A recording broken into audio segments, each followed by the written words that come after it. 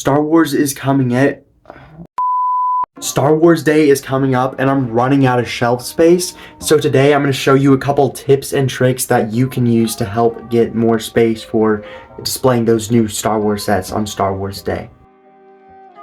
The first tip is very simple, and that's to get rid of the sets and creations that you don't find visually pleasing. So I don't have the best storage, but a couple sets that, I mean, they're cool sets, but I don't have the space for, and I'm just not the biggest fan, is something like this Nissan car. I mean, I like Speed Champions, but it's like the only one I have, so having one on the shelf just doesn't look as good. And then I just have, like, this turret looks really, like, chunky, but I don't want to destroy it, so I store it in here. There's a lot of advent calendar builds from the previous advent calendar. That's a Christmas do-rag snowman and Spider-Man. A lot of these sets just don't go well with my Star Wars displays and everything that's spread around my room, so I try to avoid displaying those around Star Wars Day so I can have more room. But the two things you want to avoid when displaying sets is do not display in your windowsill. It's kind of a dumb idea. Of course, I do have stuff in there right now, but I'm working on cleaning it out. I just set stuff there when they're sitting on my desk, but I would definitely recommend destroying, or not destroying, but moving those sets out of the way. That's because these pieces can become miscolored and yellowed because of the UV rays from the sun. And at the end of the day, you don't want like yellowed pieces. The next thing is never cram your sets. Doing stuff like just moving them closer together in the end isn't going to look good. Let me show you. As you can see, a shelf like this that doesn't really have a theme, like just brickheads or just small play scale sets or helmets or, you know, microfighters, it just doesn't look good. They're all crowded and you don't really get to see the beauty of all these. Lando Calrissian, you can't even see him. R2, he's hiding behind there.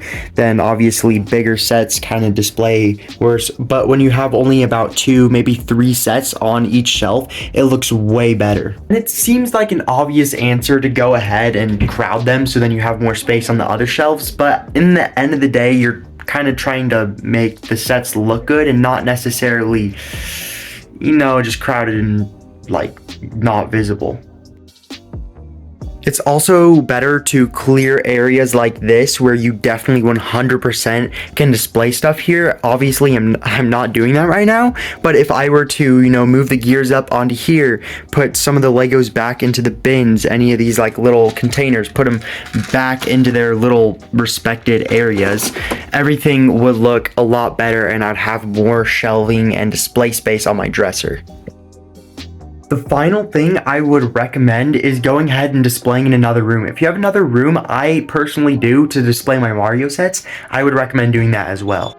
As you can see here, I do have a Lego Mario display in our upstairs living space that I don't necessarily think would fit well in my room, but it's just easier to display those sets there.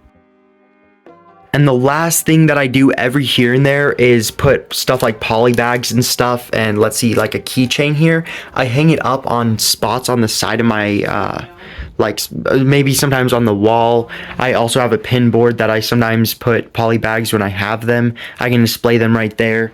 Can display them. This one actually I am displaying from a sticky spot where a sticker was on this one. So Blue Milk Luke manages to just stay there really well. He's been stuck there for like, let's see here, about a month. I've had a Blue Milk Luke and I just stuck him on there. It works perfectly. I noticed that this keychain can hang perfectly because I don't like actually using the keychains on anything. I would just rather go ahead and display them just like this. If you have any other shelving space, like limited shelving space advice or tips, feel free to leave them in the comments. And if you haven't yet, go ahead and subscribe. I also made a short about this exact video, so if you want to, go check it out. Anyways, thank you for watching today's video.